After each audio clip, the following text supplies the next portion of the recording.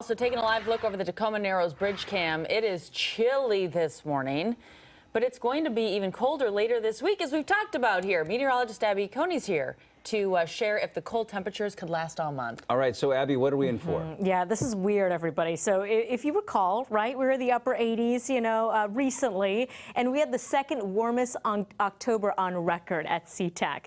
So really warm last month. On the whole, for the month of November, forecast models calling for cooler than average temperatures, which is a big change. And let's talk about this week. Today, we average 54 degrees. Our forecast high today is 10 degrees below that. To give you a sense of our average seasonal temperatures, we should stay in the 50s all the way into November 23rd. That's the average. Normal temperatures drop to the upper 40s by late November, and by December 19th, our average high is 46.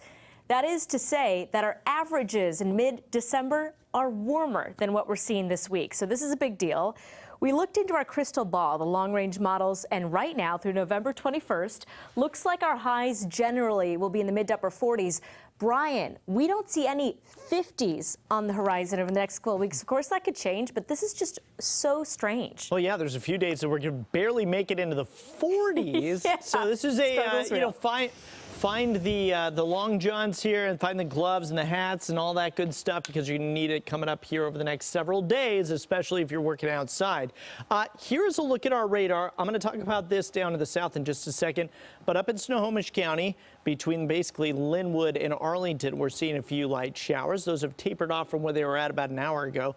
From Port Angeles to Sequim, some lighter showers, which have been falling for the past several hours. And then all this down to the south, and some stronger little cells developing here just off the coastline, which could develop into thunderstorms a little bit later on this morning. But all this action down here will be moving its way north up into the Kitsap Peninsula, Pierce, and Thurston counties coming up over the next half hour.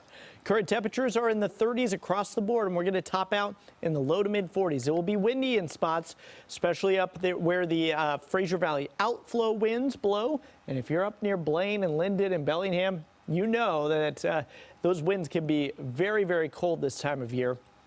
Friday Harbor area, Orcas Island, also dealing with some stronger winds along with Forks. So because of that, we have a wind advisory in effect for those areas. Again, that's western Whatcom County over some of the San Juan Islands, then as you head out to the northwest Washington coast. As far as how strong those winds are going to be, well, we could see gusts up to 50 miles an hour. I think in the 30 to 45 mile an hour range is probably more likely, but those winds can kick in and be pretty darn strong at times, so we'll be watching those.